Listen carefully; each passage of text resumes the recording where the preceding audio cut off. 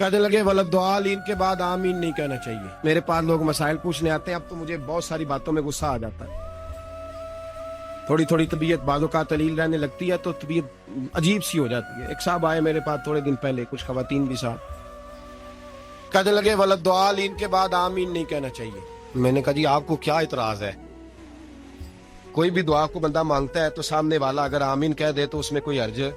اور ولدعالین کے بارے میں میرے نبی پاک صلی اللہ علیہ وسلم نے فرمایا جب امام ولدعالین کہے تو مقتدیوں کو آمین کہنا چاہیے، اس لیے کہ فرشتے بھی آمین کہتے ہیں۔ میں نے اسے حدیث سنائی، مجھے کہنے لگا جی وہ بات آپ کی صحیح ہے لیکن قرآن مجید میں ولدعالین کے بعد آمین لکھی نہیں۔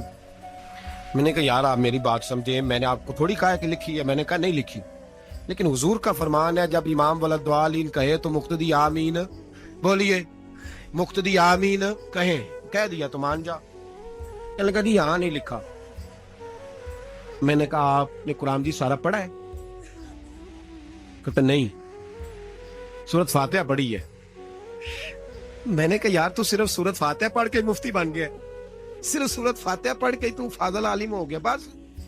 او اللہ کے بندے تو ابھی راہ گزر میں ہے، قید مقام سے گزر۔ کہنے لگا جی نہیں، جب تک لکھی نہیں جائے گی میں نے پڑھنی نہیں۔ میں کہ بہترین حال دے کہ تو کمرے جو باہر ٹر جا، بہترین حال ہے، ورنہ تیرا علاج میری نظر میں کوئی اور ہے۔ عقل ہی کوئی نہیں، شعور ہی نہیں، جو مرضی منہ میں آتا کہتے جاتے ہو۔ میں نے کہا قرآن میں تو نہیں لکھا ہوا فجر زور اثر مغرب عشاء پڑھو، قرآن میں تو نہیں لکھا فجر کی 2 رکعتیں، زور کی 4، عصر کی 4، مغرب کی 3، تو نہ پڑھوں نہ پڑھوں؟ او خدا کے بندے، نبی پاک صلی اللہ تعالی علیہ وسلم کی شان یہ ہے کہ رب فرماتا ہے میں نے تمہیں رستہ بتا دیا ہے، رستہ بتا دیا، اطیعوا اللہ واطیعوا الرسول، جو قرآن میں اللہ کہے وہ بھی مانو اور باقی وہ مدینے میں میرا محبوب بیٹھا ہوا ہے، جیسے جیسے وہ کہتا جائے ویسے ویسے کرتے جاؤ۔